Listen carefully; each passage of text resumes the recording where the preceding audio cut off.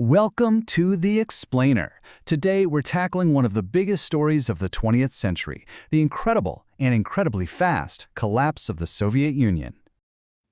Really think about that question. For almost 50 years, the entire world revolved around these two massive rival superpowers. And then, poof, one of them was just gone. So we're going to unpack how one of the world's most powerful empires managed to completely unravel in just a handful of years. And look at this timeline. Just 6 years. That's it. In 6 years, the Soviet Union went from being this permanent, immovable force in global politics to, well, not existing at all. That is a stunningly short amount of time for a change that massive. So how on earth did it happen so fast? Let's dive in. All right, so to really get how this all happened, you have to look under the hood. The reality is, the Soviet system was in deep, deep trouble long before the end. The cracks in the foundation were getting huge, especially when it came to the economy. See, unlike a market economy that responds to what people want, the Soviet planned economy had this enormous bureaucracy making every single decision from Moscow. It was unbelievably inefficient. And think about it, if there's no personal reward for working harder or coming up with a better idea, why would you? The whole system just got bloated, corrupt, and completely stuck in the past. And you know where this massive systemic failure really hit home for the average person? In the most basic place imaginable, the grocery store. For most Soviet citizens, all the talk about ideology didn't mean much when they were staring at empty shelves day after day. And this number right here just says it all. After a terrible drought in 1972, the USSR, this mighty superpower, had to go buy grain from its #1 enemy, the United States. But here's the truly wild part. They burned through a 3-year line of credit in 1 month. Just one. It was basically a giant flashing sign that their whole agricultural system was a total failure.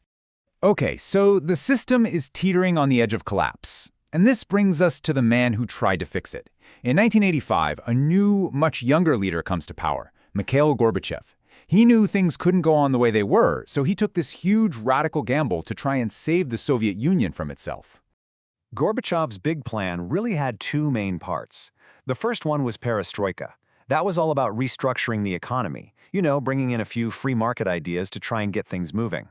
But the second one, glasnost, or openness, well, that one turned out to be the real game changer.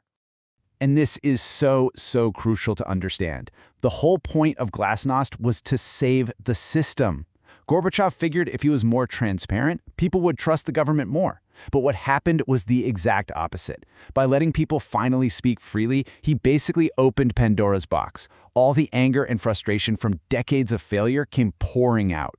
And boy, did this new policy of openness get put to the test, and fast.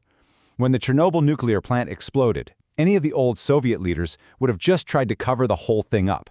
But under glasnost, they couldn't. And as the government reported on the disaster day after day, it put a global spotlight on just how flawed and unsafe the system really was. So Gorbachev's reforms did more than just expose problems with the economy or with technology. They unleashed powerful forces that the Soviet government had been crushing for generations, especially the powerful feeling of nationalism, both inside the Soviet Union and all across Eastern Europe. And then came this moment. This single quote from 1989 changed everything. For decades, everyone knew that if a country in Eastern Europe tried to break away, Soviet tanks would roll in to crush them. That was the rule.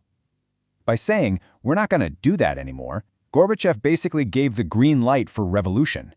And you can literally watch the dominoes fall. First, Poland gets to hold free elections, and an anti-communist party wins by a landslide. That proved that nobody actually wanted to be under communist rule. Then, just a few months later, the big one, the Berlin Wall. The most powerful symbol of the Cold War, it comes crashing down. This was the real breakthrough. That constant fear that had hung over people's heads for their entire lives, the fear of being crushed by Soviet tanks, it was just gone. People all over the Eastern Bloc realized this was their chance. The empire's power had just vanished into thin air. So the end of the Soviet Empire wasn't just the end of a country. It fundamentally redrew the entire map of Europe and completely reset how the world worked.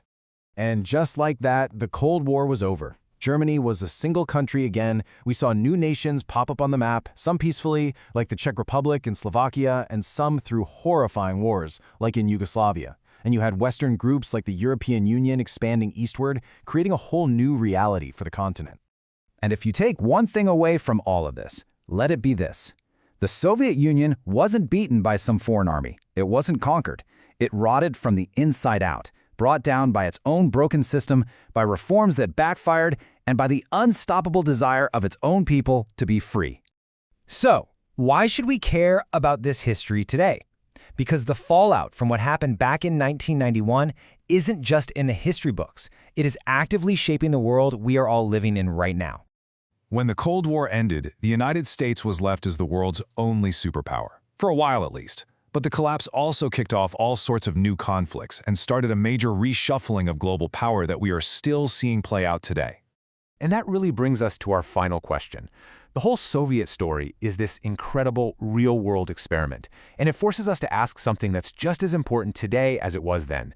If a system built on total, absolute control is that fragile, what does that tell us about the true power of liberty?